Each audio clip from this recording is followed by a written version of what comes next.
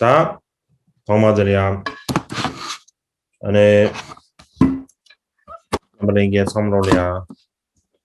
안에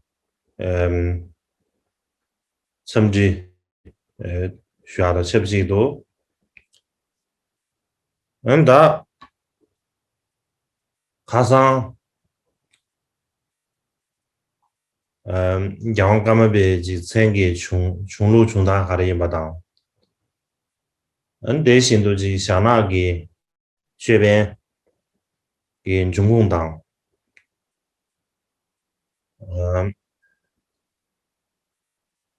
想那个这边 Dzień dobry. Przede wszystkim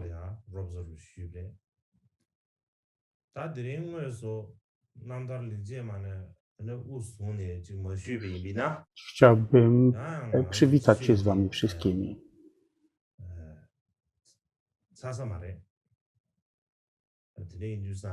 Wczoraj mówiłem ogólnie o znaczeniu imienia Karmapa oraz skąd to imię się wzięło oraz rozmawialiśmy o czarnej koronie.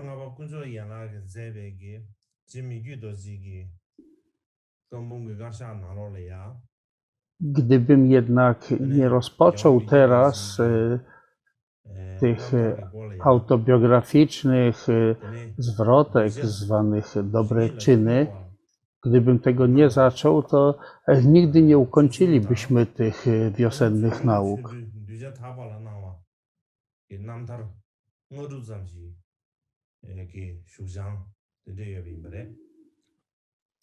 Dlatego zacznę dzisiaj omawiać właśnie ten tekst znany jako dobre czyny. Ogólnie mówiąc, istnieje taki katalog wszystkich tekstów napisanych przez 8 Karmapę Michyodorje, katalog sporządzony przez jego ucznia 5 Shamarpę Khyentse Kyenlak. W tej sekcji, która dotyczy biografii Michyodorje, jest tam wymienionych 13 tekstów dla wszelkich uczniów. To są takie ogólne teksty dla wszystkich uczniów oraz 5 specjalnych tekstów dla wyjątkowo czystych uczniów. I to jest z punktu widzenia zdolności widzenia cudów. Ale z pewnością istnieją też inne teksty biograficzne, które nie są tutaj uwzględnione. Na przykład w komentarzu do tych dobrych czynów Sangye Paldrup pisze, że historia życia opisana przez Aku Atra, podobnie jak też historia życia przez Siddhe Gampo Khenpa i przez Shakya Sengye oraz historia napisana przez Lamę Pönyik. Chociaż mimo że ta pierwsza, napisana przez Aku Atra, ta biografia znajduje się pośród tych 13, to pozostałe nie są wymienione, co jasno wskazuje, że istnieją jeszcze inne, nieuwzględnione w tym katalogu biografie. Ten krótki, zwięzły tekst, który będziemy omawiać teraz, jest wymieniony w tych tekstach mówiących o życiu 8 Karmapy. Ten tekst nazywa się Dobre czyny i został napisany przez Michyodorje, przez samego Michyodorje. Jest to więc taki autobiograficzny tekst.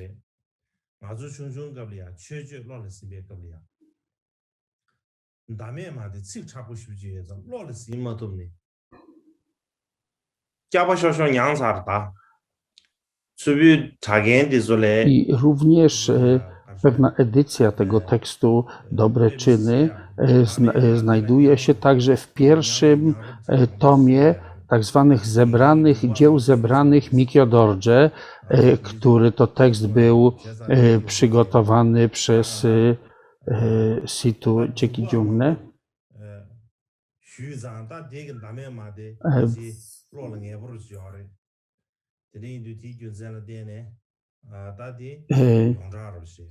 Wiele starych tekstów znajdowało się w Tybecie w Drepung Nechu Lakang. które znajdowały się tam. Wszystkie one były za czasów spisane i zebrane za czasów Gysi Hana.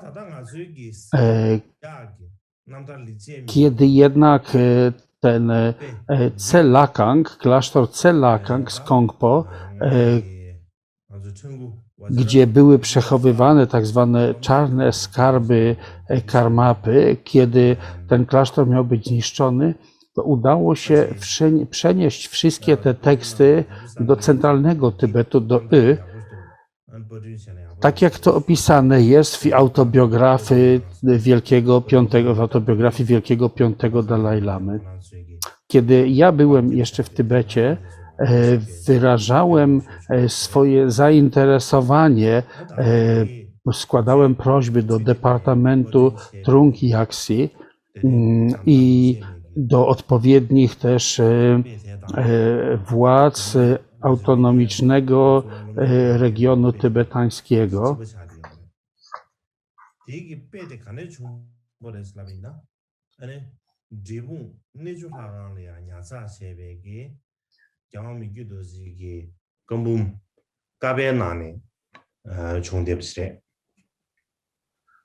I w końcu udało nam się znaleźć około 100 starych manuskryptów, które znajdowały się w Potali, w Norbulinka albo w Drepung Nechulakang i tak dalej.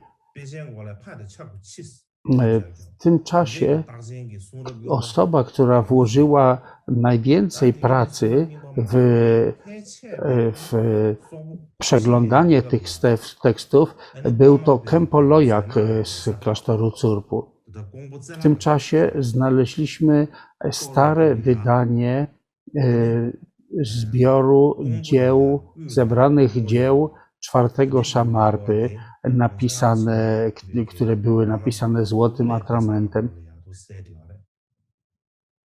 Ale w tym czasie technologia w lasie była bardzo słaba. Nie mieliśmy możliwości skopiowania tego inaczej, jak tylko po pół strony mieściło się na kartce i później musieliśmy sklejać te kopie razem.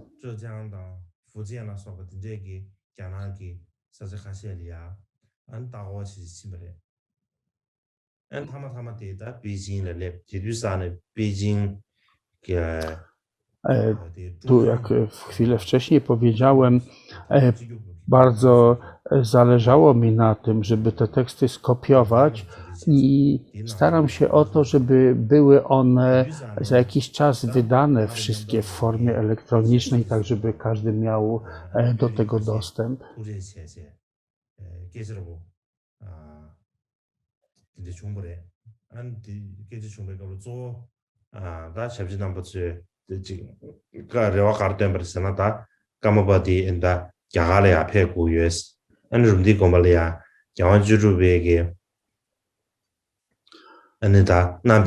Będąc w Tybecie, ja odwiedzałem te miejsca, gdzie teksty były przechowywane, ponieważ udało nam się uzyskać odpowiednie pozwolenie i zawsze towarzyszyło mi w tym kilku Tybetańczyków, uczonych Khenpo. Tam w tych starych bibliotekach było kilku Tybetańczyków, z którymi udało nam się nawiązać jakąś rozmowę. I wtedy, kiedy ja prowadziłem te oficjalne rozmowy, to na boku kilku Tybetańczyków ze sobą rozmawiali. Niektórzy mówili, że Karmapa oni wręcz wyrażali takie prośby, że Karmapa to powinien wyemigrować do Indii, bo tam w Rumteku też znajduje się wiele drogocennych tekstów oraz świętych obiektów.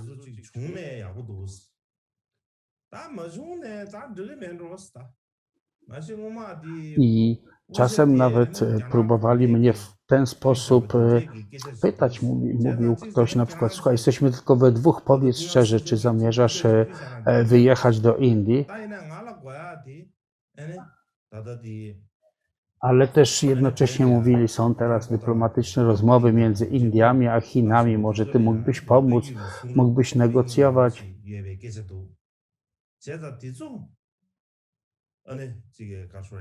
Także, także wielu Tybetańczyków to sugerowało, ale nie było to pewne, czy jest to tylko takie, nazwijmy to po polsku, podpuszczanie, czy oni mówili to naprawdę, czy tylko byli sprowokowani. Tak. Ale mówili też, że może powinieneś dostać pozwolenie z tego biura zajmującego się rozpoznawaniem tulku, że powinieneś pojechać do Indii po czarną koronę, kto jest w Rumteku.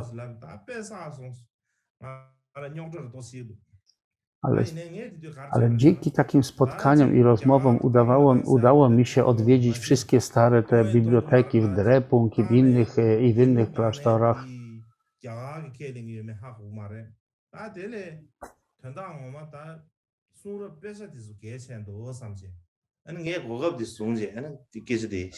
Ale ja przy tych okazjach, tych rozmów właśnie prosiłem o pozwolenie odwiedzania jeszcze kolejnych bibliotek klasztornych, a to nie ma problemu, to załatwimy, tu mamy ważniejsze, widzisz, tematy strategiczne, czy powinieneś pojechać do Indii, czy nie. I dzięki temu udało mi się dostać właśnie do tych miejsc, gdzie przechowywano te stare rękopisy. Ja mówiłem, że w tej chwili nie czas rozmawiać o Indiach, czy nie. Teraz nie czas, teraz porozmawiajmy o tych tekstach tutaj. Więc to, co było dla mnie ważne, to żeby dotrzeć do tych tekstów, które były przechowywane ciągle jeszcze w Tybecie.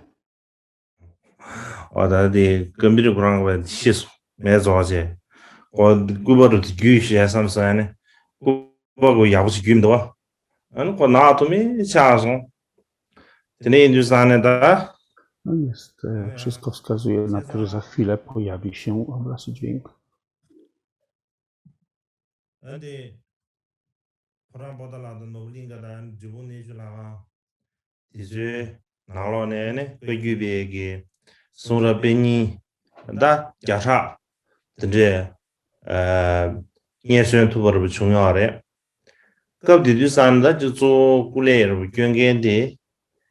수비기 캠보 로야 사지어레 고난소리 갑디디 산에네 샤마르 시베기 숭붐 시디마 보디 쳔보 시부지 이데바 디소르다 보디 쳔 카셰 갑디디 산에 빨로 예디 산에 지 라살이야 취제야 보면 제제 Komputer się po prostu wyłączył. Wygląda na to, że jego świątobliwości wyczerpała bateria, ale już jest wszystko.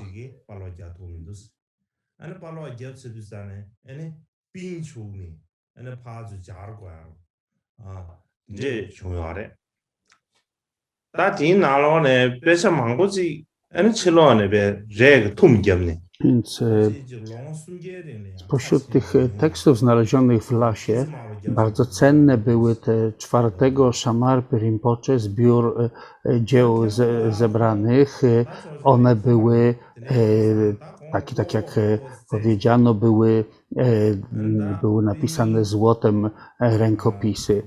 Pośród tych tekstów było wiele bardzo starych rękopisów, które wygląda na to, że od czasu, kiedy zostały wyprodukowane i owinięte materiałem, nigdy potem przez ponad 300 lat nie były otwierane.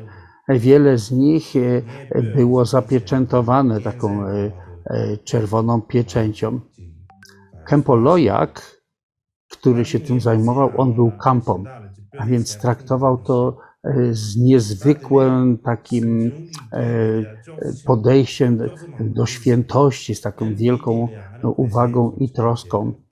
On przybył do Curpu, przywożąc ze sobą kilkadziesiąt takich starych manuskryptów. Ja do dzisiaj pamiętam ten dzień, ponieważ zeszedłem ze swojego pokoju na dół schodami, niosąc kadzidło, idąc przed tymi tekstami i przed Kempo. To był pierwszy raz w moim życiu, że to ja niosłem przed kimś kadzidło. Zazwyczaj noszono kadzidło przede mną. Więc potem w moim pokoju wiele stołów przykryliśmy najlepszym jedwabiem, jaki mieliśmy, i rozłożyliśmy teksty na tych stołach. W tym czasie Lagendrubnam, który był zaraz obok mnie, otworzył jeden tom z tych zebranych dzieł 8 Karmapy Micyo Dorje. Kiedy rozwiązywał takie postronki związujące te teksty, to one się po prostu rozpadły w drobne części, a płótno, którym były te teksty owinięte, było tak dobrze zaimpregnowane kurzem, że kiedy się dotykało tego, po prostu wznosiły się z tego tumany kurzu. Więc kiedy popatrzyło się na to z zewnątrz, to miało się wrażenie, że pewnie te teksty musiały ulec zniszczeniu, ale na szczęście strony wewnątrz nie były w ogóle zniszczone i wręcz miało się takie wrażenie, jakby świeciły takim światłem. Większość z nich to były rękopisy, więc byliśmy niezwykle poruszeni tym, jak wielką gorliwością ludzie wykazali się kiedyś w przeszłości, przepisując ręcznie tak wiele tomów. Wszyscy nie mogliśmy się powstrzymać, tylko ciągle mówiliśmy: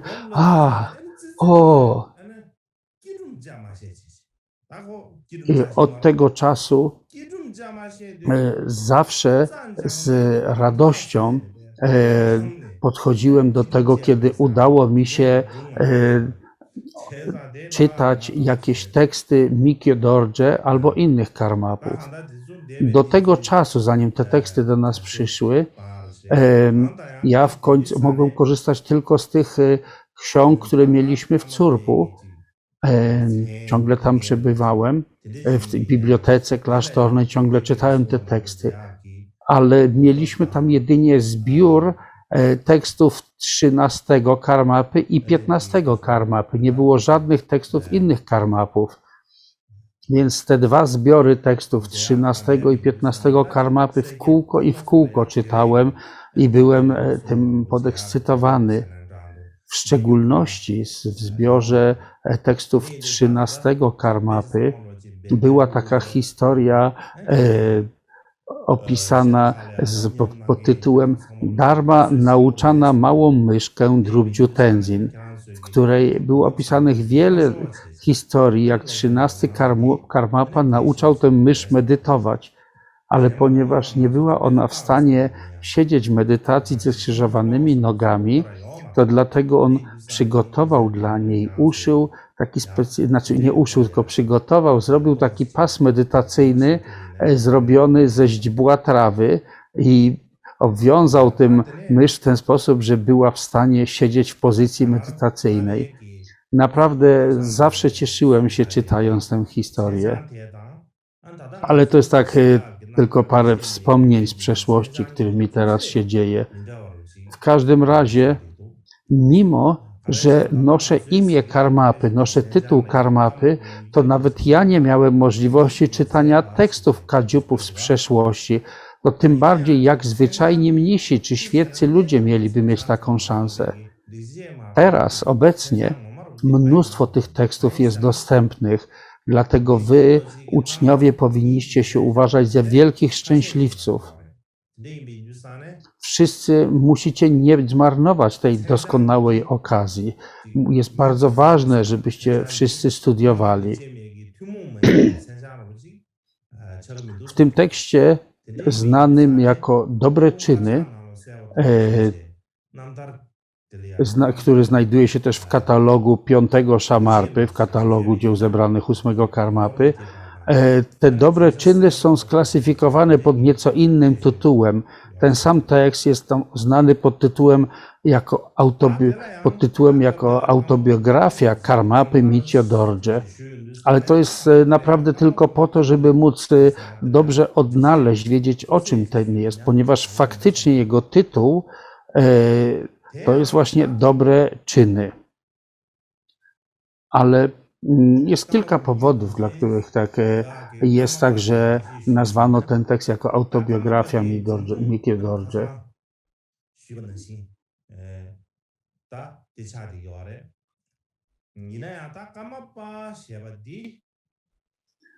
Więc ponieważ jest też kilka tekstów, które są autobiografiami Karmapy, dlatego właściwie w tym katalogu powinno być tak, że to jest autobiograficzny poemat znany jako dobre czyny. Myślę, że wtedy nie byłoby nieporozumień, że jest to autobiografia i że jest to ten właśnie konkretny tekst.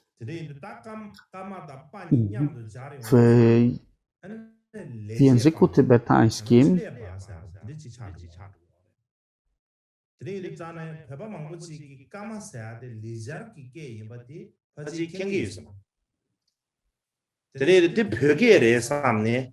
kiedy mówimy w języku tybetańskim Karmapa, to właściwie karma to nie jest tybetańskie, to jest z sanskrytu, prawda?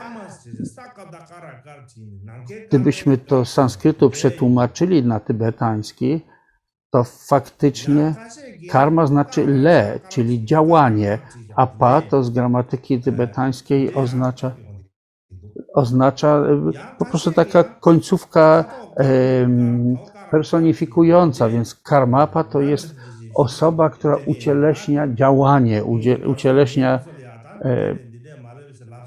aktywność.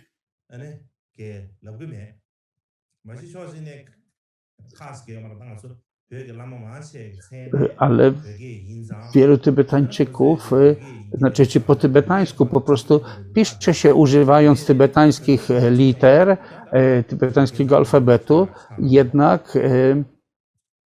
jednak pisze się karma, ale niektórzy nieświadomi pisowni używają takiego pisania karma, tak jak się określa gwiazdy, albo inni piszą kar w taki sposób, co oznacza kolor biały. To jest różnie pisane, ale wszystkie mają ten sam sposób czytania, więc trzeba pamiętać, że Karmapa jest pisany w taki sposób, że jest to po prostu transliterowane karma z sanskrytu.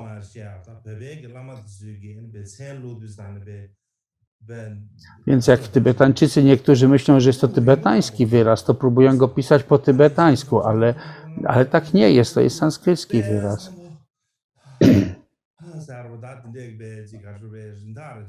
A Mitjo Dorje to jest imię 8 Karmapy, ale pełne jego imię to jest Palden Cheche Dralwa.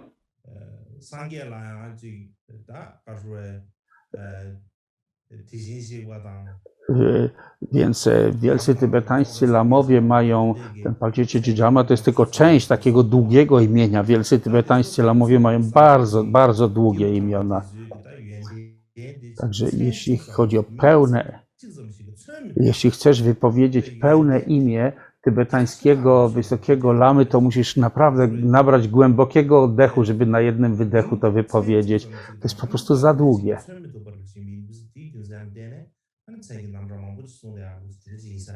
Więc wypowiedzenie pełnego imienia to czasami trochę brzmi jak słaby dowcip.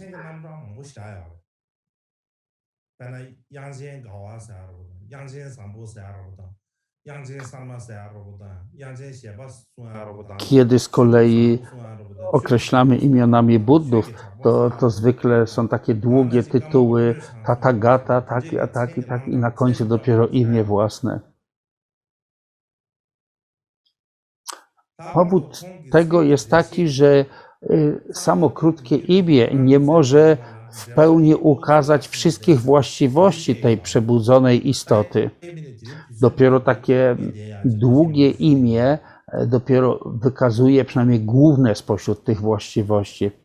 Podobnie Karmapa Michyodorje ma wiele różnych imion, jak na przykład Yangchen Gawa, Yangchen Kampo, Yangchen Sarma, Yangchen Shepa. Jest wiele różnych imion. Chedruk Jangpo, Chedruk Jakpa, Cheki Drakpa. Ma wiele różnych imion. A w szczególności, kiedy próbujemy objaśniać znaczenie jego imienia,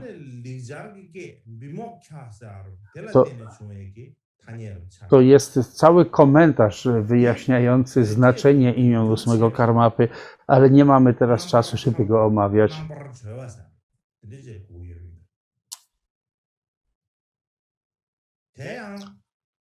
Ogólnie biografie wielkich tybetańskich lamów można by nazwać biografiami czy historiami życia, to by było lodziu po tybetańsku, ale tak naprawdę używane są inne określenia. Jest to nazywane namtar, co dosłownie znaczy pełne wyzwolenie. Więc żeby zrozumieć, co oznacza to określenie namtar, musimy zrozumieć najpierw, co to jest wyzwolenie. Wyzwolenie, namtar po tybetańsku, pochodzi z sanskryckiego wyrazu vimoksha. Vimoksha, jeśli jest przetłumaczone na tybetańskie, to robi się z tego właśnie namtar, co oznacza pełne wyzwolenie albo uwolnienie.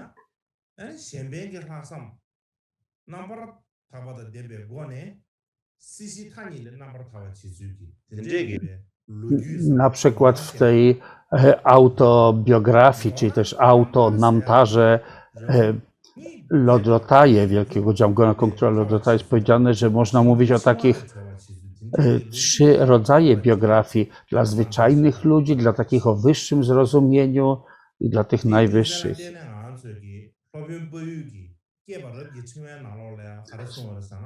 Więc ci o tych zwykłych zdolnościach, to jest opisane, w jaki sposób pojawiło się, opis tego, w jaki sposób pojawiło się stopniowo w jakimś mistrzu wyrzeczenie się samsary, wiara w karmę i znaczenie. Dla tych, którzy mieli pośrednie zdolności, czy takie pośrednie, to było ukazane, w jaki sposób ten mistrz osiągał pełne wyzwolenie z samsary, a dla tych o wielkich zdolnościach historia opisuje zarówno osiągnięcie wyzwolenia z samsary, jak też pełne takie altruistyczne działanie dla dobra wszystkich czujących istot. Więc ogólnie mówiąc, to co nazywamy namtarem, to oznacza przede wszystkim sposób osiągnięcia wyzwolenia przez jakiegoś mistrza. Jest to ta taka wewnętrzna historia osiągania wyzwolenia. Więc ci, którzy nie mają wiary, powinni dzięki takim historiom być w stanie rozwinąć wiarę. Ci, którzy mają, będą mogli ją pogłębić i tak dalej.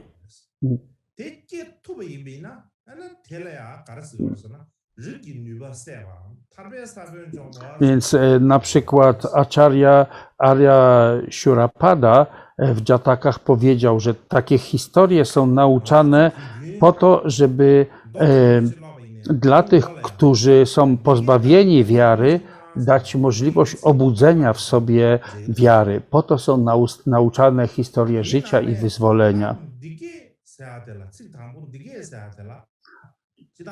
Z kolei Jedruk Gyalwang Kunga Paldzior, on wyjaśniał, że zarówno ten, kto opowiada historię wyzwolenia, jak i ten, kto ją słucha, obaj powinni rozwinąć czystą wiarę. I dzięki takiemu obudzeniu wiary, szczególnie w tym, kto słucha albo czyta taką historię, jeśli obudzi się wiara i wejdzie w ten sposób na ścieżce, to można powiedzieć, że ten potencjał, jego potencjał Mahayany zostaje w nim dzięki temu obudzony. A więc ta historia wyzwolenia Namtar oznacza, że dzięki poznawaniu jej ktoś może obudzić w sobie taki potencjał, faktycznie wejść na ścieżkę. Na przykład, kiedy czytamy jakąkolwiek sutra, to wszystkie sutry zaczynają się od słów tak, słyszałem. Zawsze jest to podkreślone tak. Jest to jedno z najważniejszych słów. Ma takie konsekwencje, bo wiemy, że tak właśnie nauczał Buddha. Jeśli rozwiniemy wiarę, że tego właśnie nauczał Buddha, to dzięki temu wejdziemy na ścieżce. Jeśli nie pojawi się w nas taka wiara, to nie rozpoczniemy faktycznej ścieżki. Na przykład Lociej Sinusok cytował sutrę opierając się na komentarzu Nagarjuny do Prażnia Paramity w 100 000 wersetów, z tym, że ten komentarz nie jest dostępny po tybetańsku, ale był dostępny w chińskim tłumaczeniu i dopiero będzie tłumaczone to na tybetańskie. Otóż w tym klasycznym komentarzu do Prażnia Paramity sutry w 100 000 wersetów jest powiedziane, że wiara jest podobna do ręki. Jeśli ktoś ma ręce i znajdzie się na wyspie skarbów, to może dzięki temu zebrać wiele skarbów i zabrać ze sobą. Podobnie jeśli spotkasz wyspę skarbów, jaką jest Dharma Buddy, to wyspa pełna tych skarbów, takich jak opisanie właściwości na ścieżce, różnych mocy, przebudzenia, ścieżek, wchłonięć medytacyjnych i tak dalej. Jeśli brakuje ci wiary, to nie masz rąk, nie jesteś w stanie nic z tego naprawdę wziąć dla siebie i zrobić z tego użytku.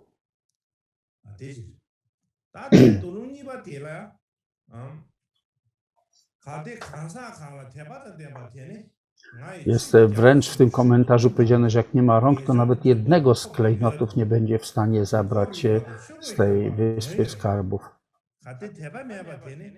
Zupełnie podobnie, jeśli nie masz wiary, to nie jesteś w stanie wkroczyć w ocean nauk dharmy.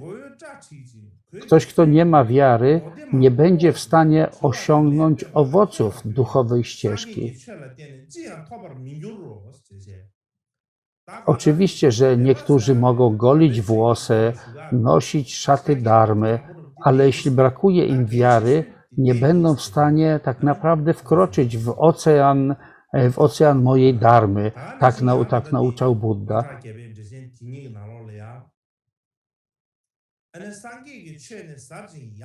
Tak zupełnie tak samo jak spróchniały pień nie zrodzi żadnych owoców, podobnie jeśli ktoś jest pozbawiony wiary, nie osiągnie żadnych owoców duchowej ścieżki.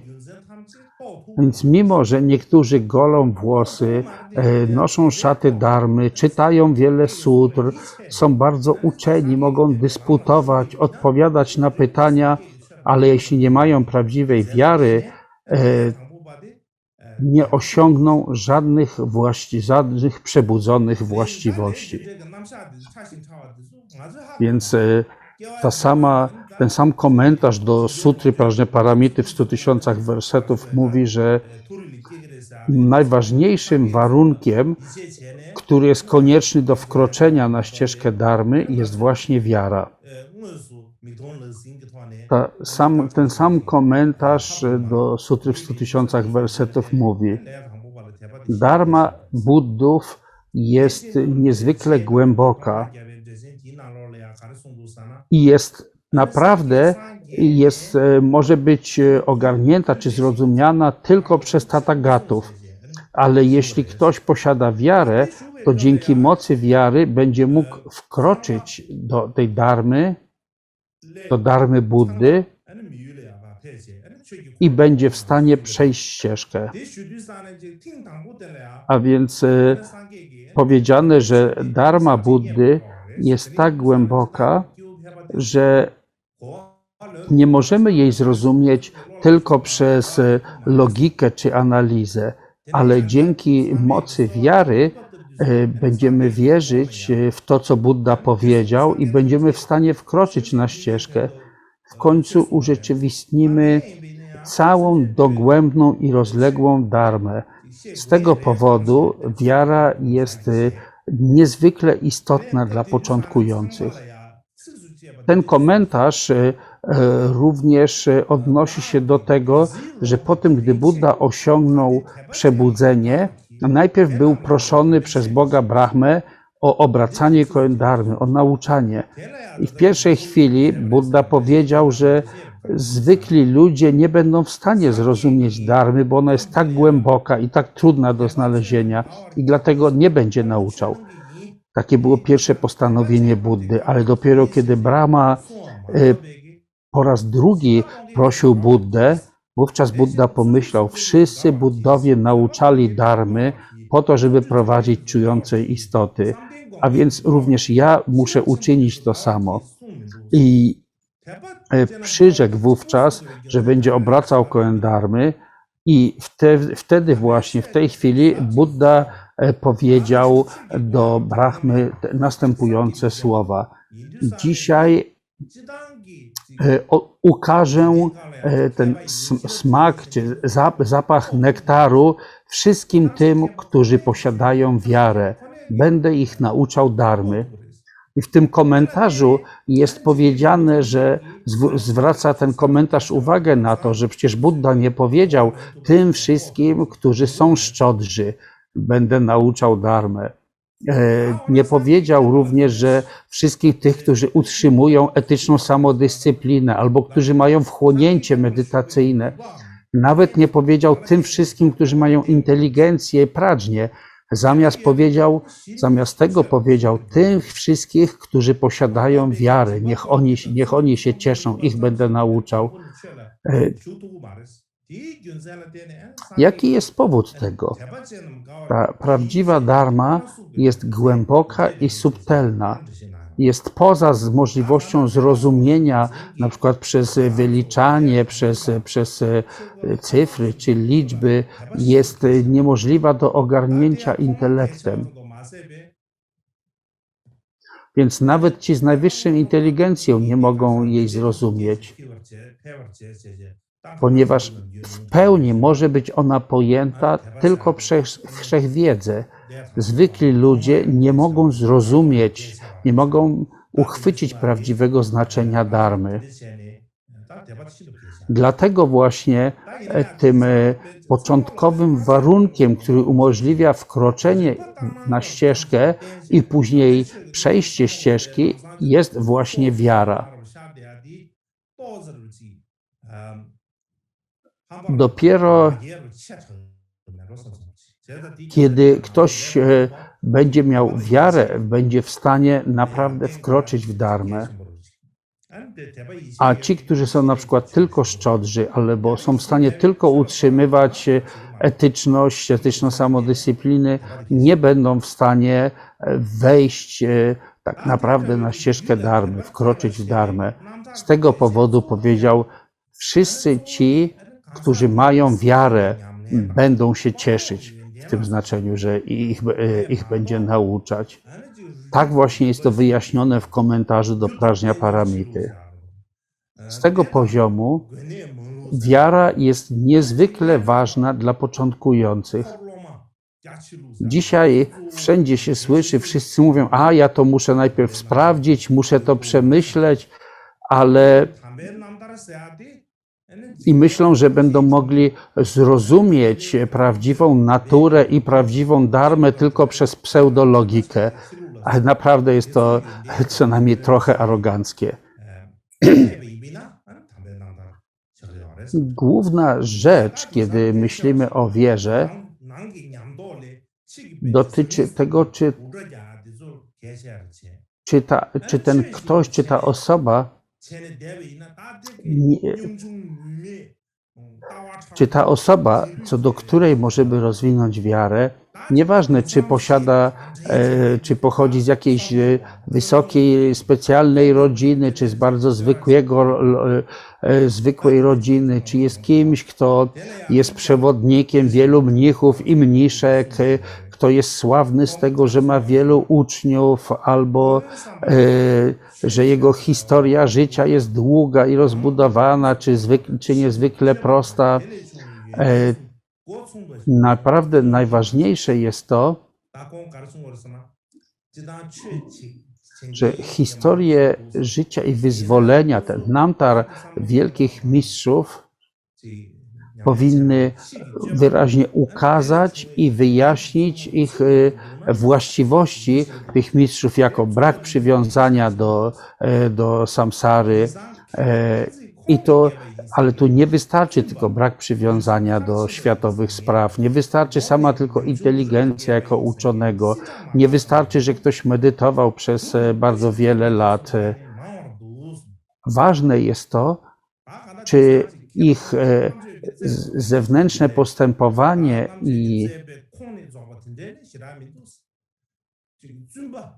jest zgodne z naukami dharmy i czy naprawdę te nauki zostawiły taki trwały ślad na nich samych. Czy oni działają zgodnie z naukami, czy te nauki naprawdę w nich samych zostawiły trwały ślad. Jednak w dzisiejszych czasach to wewnętrzne urzeczywistnienie i doświadczenie ludzie nie są w stanie tego ocenić i najczęściej tylko oceniają takie zewnętrzne, materialne oznaki i czyjąś sławę. Jeśli ktoś działa zgodnie z dharmą, to bardzo często ludzie mówią, on jest taki cichy, jest taki pozbawiony mocy, nie jest wpływowy, jest właściwie nawet, niektórzy mówią, zacofany.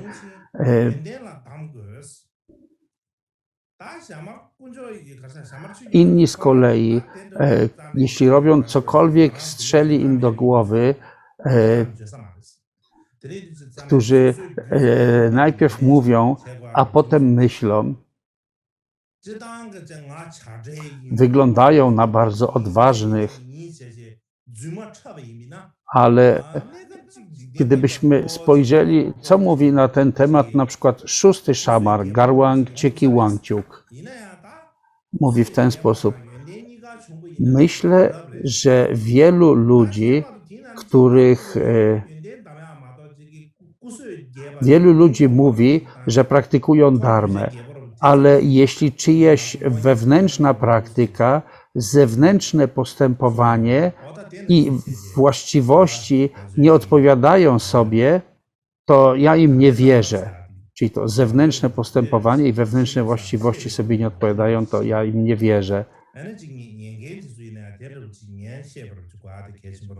Oczywiście mówią, że najlepiej, jeśli ktoś ma wewnętrzne właściwości i zewnętrzny wpływ, może wtedy pomagać wielu ludziom, ale ponieważ, szósty szamar mówi o sobie, ponieważ nie udało mi się na razie osiągnąć obu, dlatego spośród tych dwóch wybieram zawsze te wewnętrzne właściwości. Muszę dbać o rozwijanie wewnętrznych właściwości.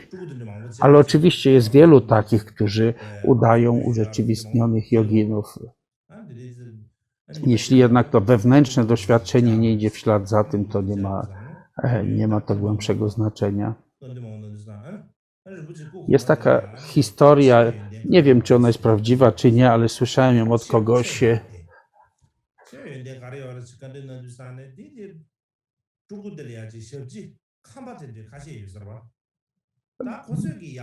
Była taka grupa, jakaś tam ilość tulków, którzy odwiedzali Dalaj Lamę.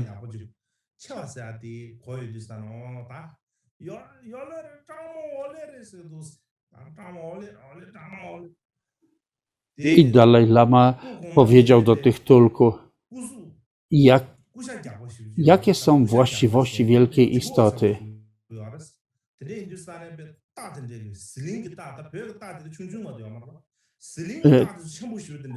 I Dalaj Lama wyjaśnił, jakie są właściwości takiej wielkiej istoty. To niektórzy z tych tulku mieli ze sobą takich asystentów, kampów, którzy mieli bardzo wielkie ciała, ale oni posłyszeli że wielkie właściwości w języku kampów, zrozumieli, że po prostu duży człowiek i tutaj jest taki duży człowiek, tutaj jest taki duży człowiek. Ale jego świątobliwość mówi, nie, ty jesteś za gruby, za tłusty, to nie o tobie mówimy.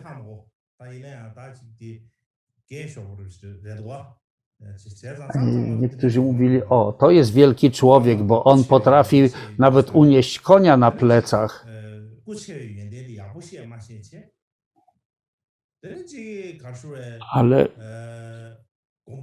Ale jak jego świątobliwość dalej to wyjaśniał, to okazało się, że nawet wielu z tych tulku nie potrafiło wymienić właściwości wyrzeczenia i urzeczywistnienia i myśleli, że wielki człowiek to oznacza, że ktoś, kto ma wielkie ciało. Więc kiedy mówimy o wielkim człowieku, to naprawdę to nie mamy na myśli właściwości wielkiego ciała. Niektórzy myślą, że wielkim człowiekiem jest ktoś, kto ma wielu uczniów, ma wiele klasztorów i wielkie klasztory.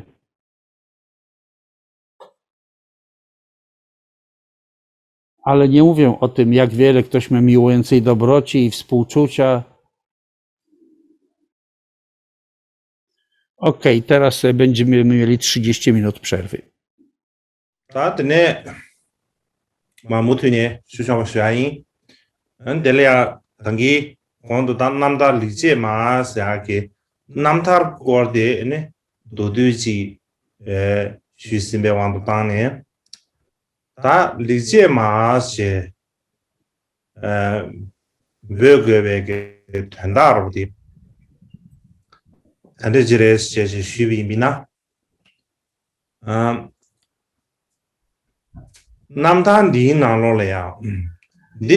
Czy wszyscy możecie mnie słyszeć? Podnieście ręce, to do klasztorów.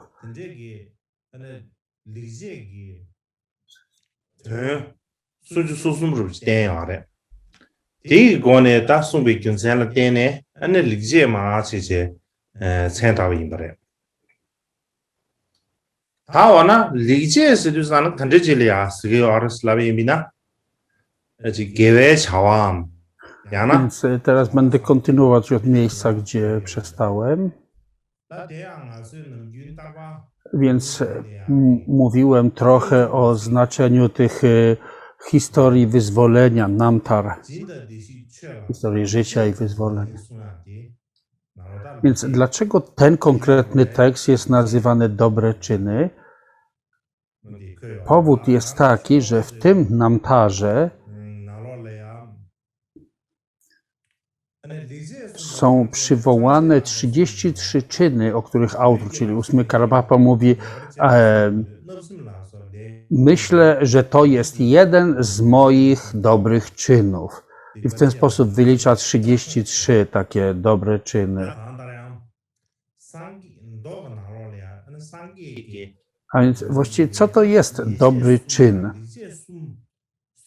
Dobry czyn powinien być rozumiany jako prawe działanie, jako szlachetny czyn, dobre działanie. Na przykład jest taki cytat, zresztą często przywoływany cytat z przewodnika po ścieżce Bodhisattwy.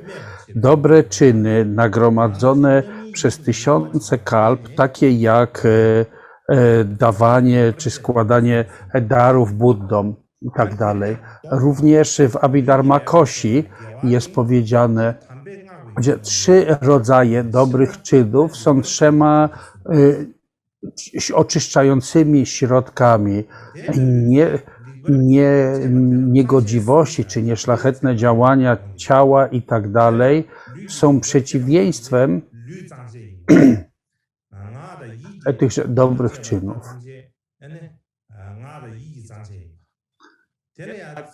Po to, żeby oczyścić te 3 nieczyste rodzaje postępowania, potrzeba 3 rodzajów tych dobrych czynów.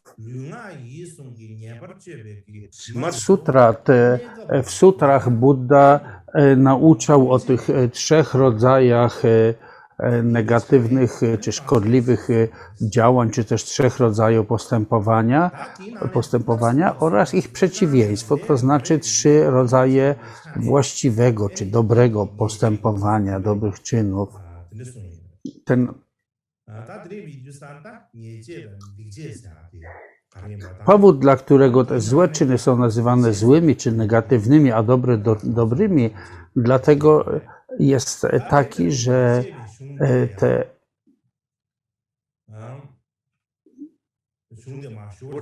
te negatywne czyny, ciała i tak dalej, były wyjaśnione przez wielkie istoty jako to, co przynosi cierpienie, takie niechciane owoce.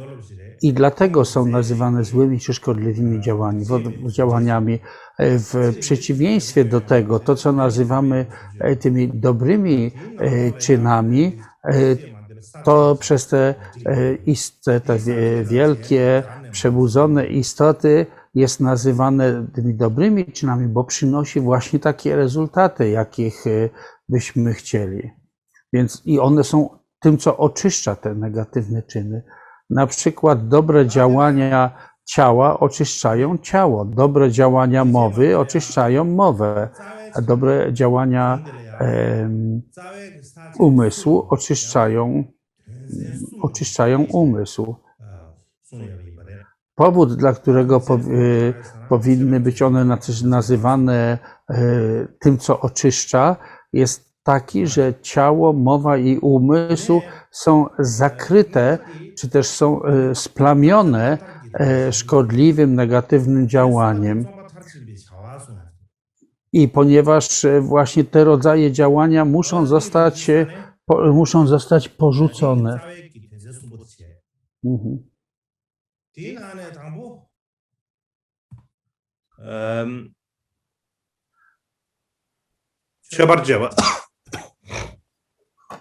당보 쳐버려 되라야 나세게 전세 니도 지차디 와래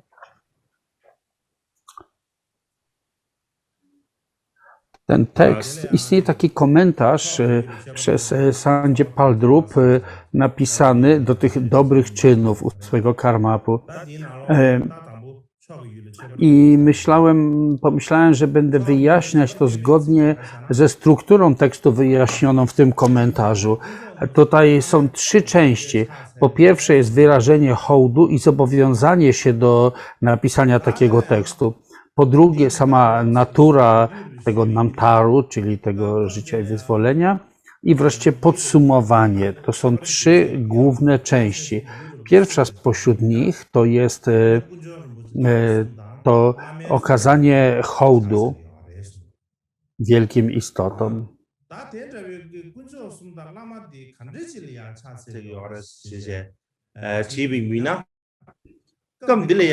I ta pierwsza część, wyrażenie hołdu i zobowiązanie się do napisania, ma też 2 części. Najpierw jest właśnie wykazanie hołdu, okazanie hołdu wielkim istotom. Tekst tutaj mówi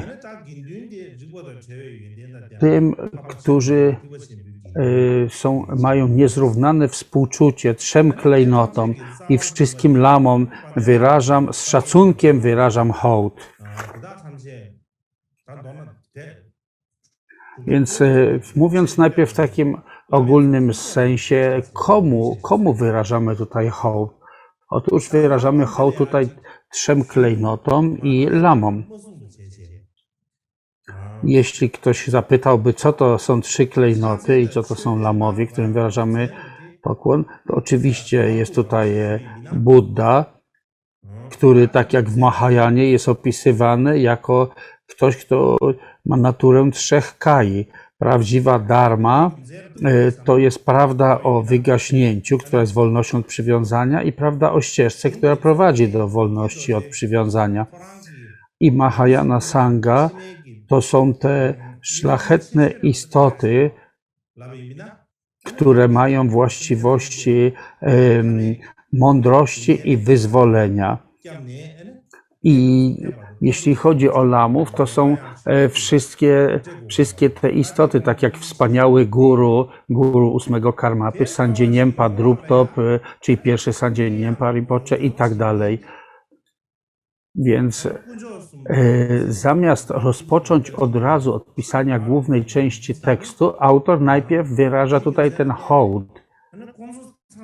Więc można się zapytać, dlaczego zaczyna się właśnie od wyrażenia hołdu i pochwał. Powód jest taki, że Nichiren Dorje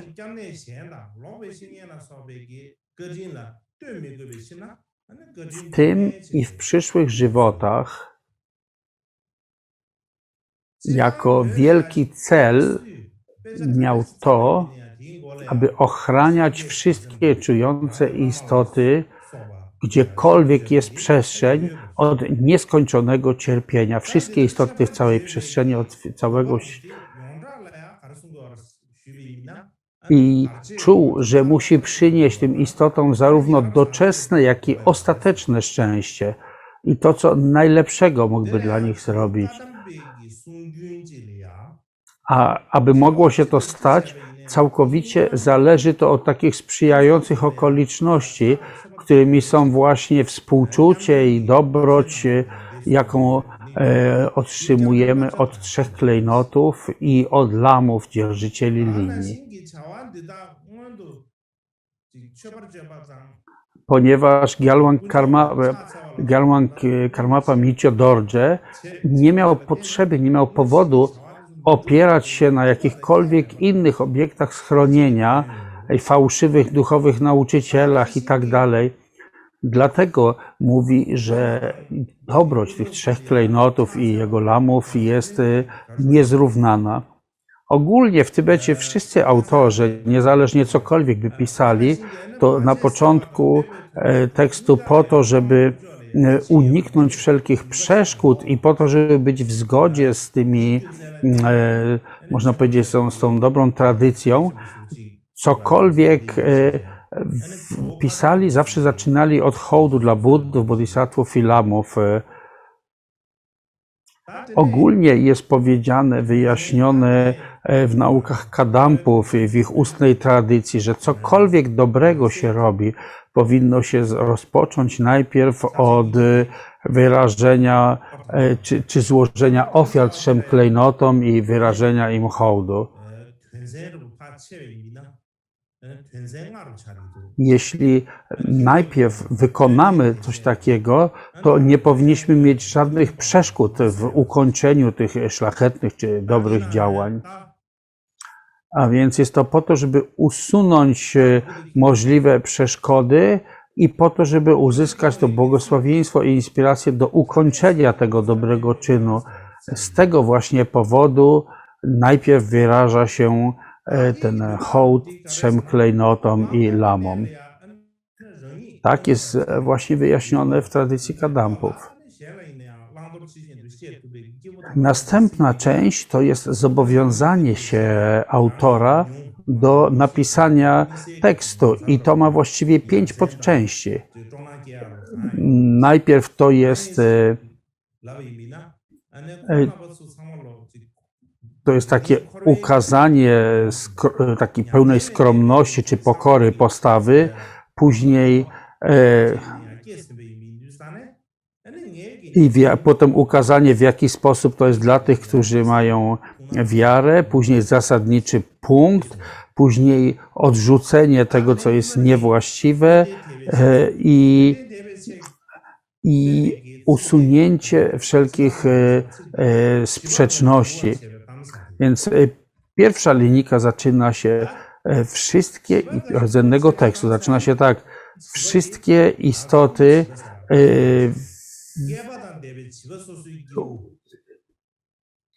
nie powinny widzieć w tym nic niezwykłego. A więc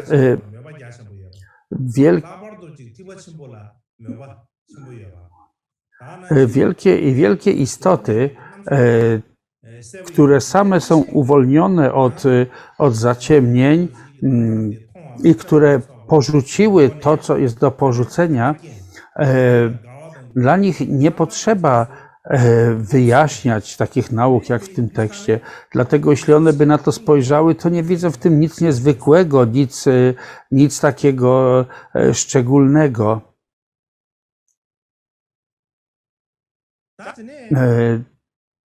Dlatego Nichiren mówi, że wielkie istoty, widząc te moje wyjaśnienia, nie znajdą w tym nic nadzwyczajnego. A więc jeśli one osiągnęły tę radość porzucenia samsary i osiągnęły wysokie poziomy urzeczywistnienia, tutaj nie znajdą nic interesującego dla nich. Drugi punkt mówi, że niektóre takie dziecinne istoty mogą cieszyć się, radować się tymi słowami. Więc niektóre dziecinne, zwykłe istoty, które mają takie wielką motywację, pragną ścieżki Mahajany, mogą swoim jasnym okiem inteligencji odczuć wiarę, ponieważ wiarę dzięki słuchaniu czy widzeniu tego namtaru, tej historii życia i wyzwolenia. Więc możliwe, że takie istoty odczują radość i będą cieszyć się, aby postępować za dobrym przykładem. Dlatego te nauki są właśnie specjalnie dla nich. Co do trzeciego punktu, trzeci punkt mówi w rdzennym tekście: jeśli miałbym wyliczyć kilka czy trochę z moich dobrych czynów, to znaczy, że ja, autor, wspomnę tutaj o kilku swoich dobrych działaniach, których dokonałem. Następny z tych 5 podpunktów mówił o porzuceniu tego, co jest niewłaściwe. Rdzenny tekst mówi tutaj: kilku wielkich mistrzów zainspirowało mnie, czy też zachęciło mnie poprzez powiedzenie, że miałoby to głęboki sens. W sensie napisanie tego tekstu miałoby głęboki sens. Więc możecie się zatem zastanawiać, czemu nazywam swoją historię, czemu opowiadam swoją histerię, mówi 8 Karmapa. Nie dlatego, że byłem motywowany tymi 8 samsarycznymi dharmami, albo nie dlatego, że jestem szarlatanem, czy udaję kogoś, kim nie jestem. Jeśli nie mam dobrych właściwości, to udawałbym, że je mam. Albo nie twierdzę, że przypisuję sobie właściwości, jakich nie mam, a widzę ich w innych. Nie jest tak. Szamar Khyentse Yenlak i kilku innych moich, Szamar Khyentse Yenlak to był 5. szamar, główny uczeń 8 Karmapy, i kilku innych uczniów, oni zachęcali mnie poprzez ciągłe prośby. Zachęcali mnie do tego, abym opisał swoje życie. I wreszcie 5. punkt mówi o odrzuceniu, to jest odrzucenie wszystkich sprzeczności i błędów. Tutaj 8 Karmapa mówi w rdzennym tekście: ponieważ ja sam wiem najlepiej, czego doświadczam, dlatego opowiem kilka spośród tych czynów. Otóż jeśli jakaś inna osoba miałaby opisać historię jego wyzwolenia, to byłby w tym jakieś niebezpieczeństwo, że albo coś wyolbrzymi, albo powie, że miał jakieś właściwości, których nie miał, albo zaprzeczy pewnym właściwościom, które on faktycznie miał. Ale 8 Karmapa mówi, ja sam najlepiej wiem, jakie jest moje doświadczenie, czego dokonałem w ciele, w mowie i umyśle, jakich złych rzeczy dokonałem i jakie dobre. Więc ja mogę najlepiej o tym opowiedzieć.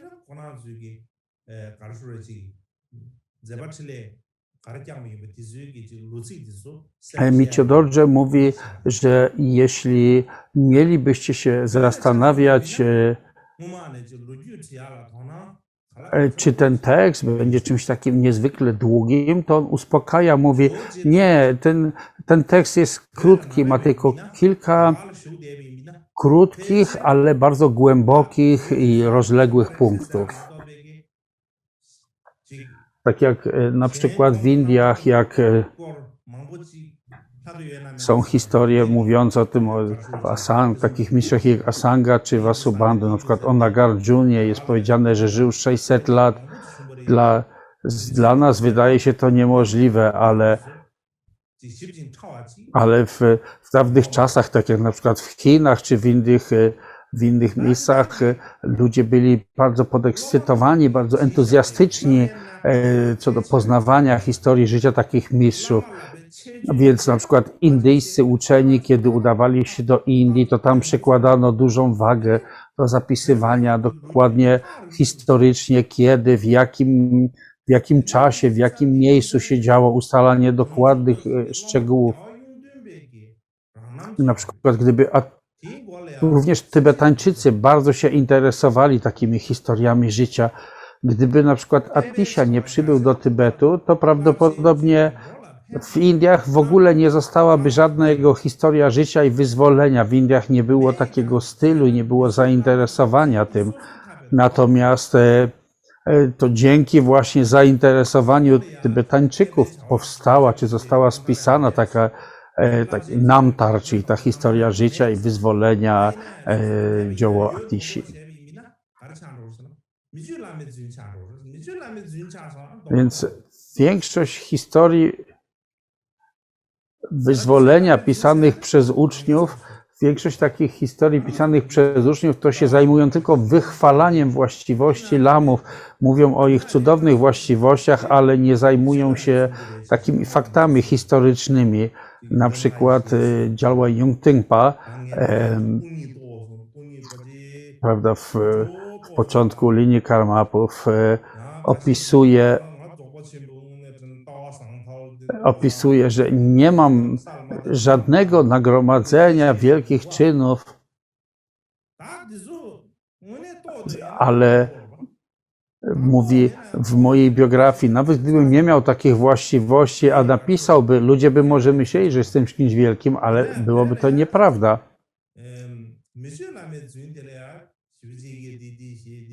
Więc gdyby nie miał takich właściwości, aby został nazwany, czy opisano by, że ma takie niezwykłe cechy, no to byłoby to po prostu tworzenie jakiejś nieprawdy.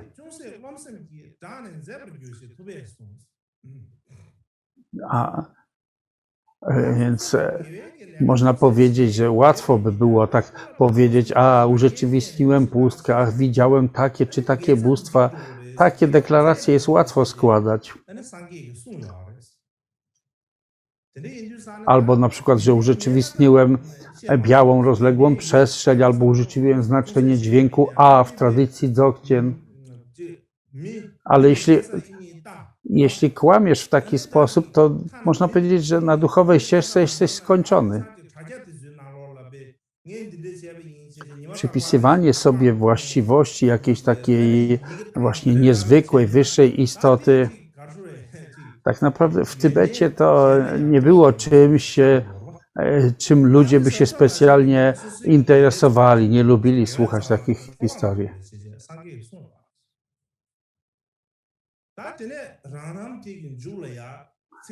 Natomiast jeżeli powiedziane jest też, że jeżeli zrobiłeś jakąś niewielką, dobrą rzecz i jesteś dumny z tego powodu i chwalisz się, to działanie stało się czymś zupełnie bezwartościowym. Jeśli masz jakieś właściwości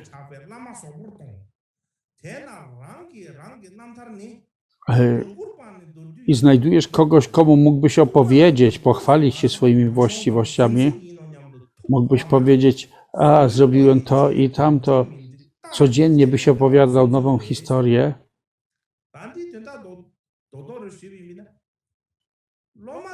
to by było jak chwalenie się swoimi właściwościami. I jeśli nie będziesz przy tym uważny, to po prostu wyczerpiesz w ten sposób swoje właściwości i w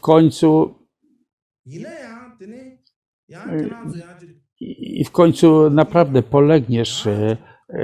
polegniesz na duchowej ścieżce. Dlatego tacy wielcy uczeni, jak na przykład Gyalwa Yungtinpa w naszej linii, ale również uczeni Sakya i Gelug i tak dalej, wszyscy mówią, że powinieneś wychwalać właściwości swojego guru i innych wielkich, ale nigdy swoje. Natomiast nie powinieneś chwalić dobrych swoich właściwości.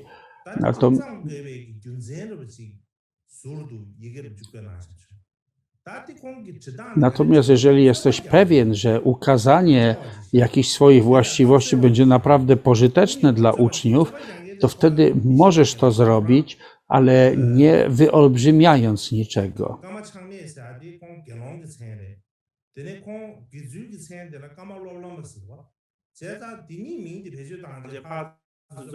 Jeśli miałbyś jakieś wątpliwości,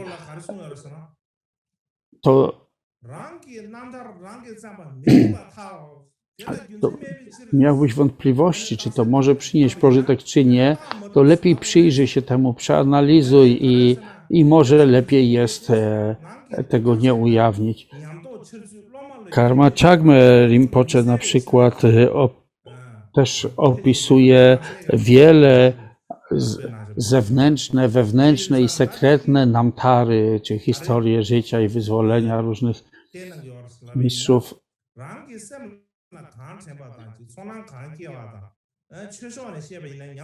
Ale mówi, że czasami to przypomina, Karma Chagme sam mówi, czasami to przypomina trochę jakby debaty. Opowiadasz komuś jakąś historię, widzisz w jaki sposób to na niego działa, opowiadasz dalej. To trochę tak jak debatowanie, taki rodzaj, można powiedzieć, dialogu. Podobnie tutaj w tekście jest powiedziane, że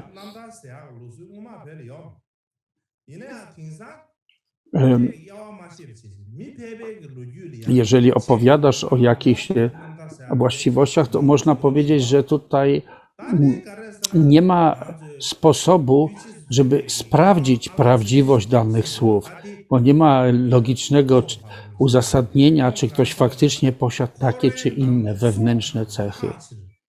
Tego nie da się z zewnątrz sprawdzić. Dlatego jakiekolwiek mamy doświadczenia, jakieś odczucia odnośnie dharmy,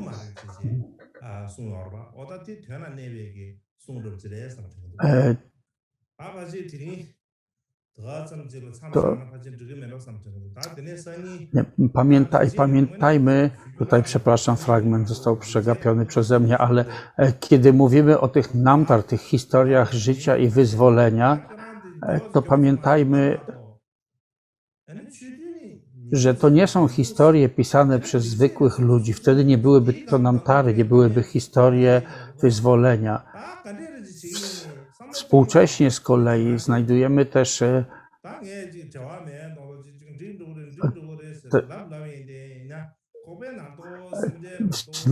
wiele takich modlitw, które się nazywają siapten, czyli takie modlitwy o długie życie my to tłumaczymy. One często też opisują wewnętrzne właściwości różnych mistrzów, ale nie są to też biografie w takim znaczeniu.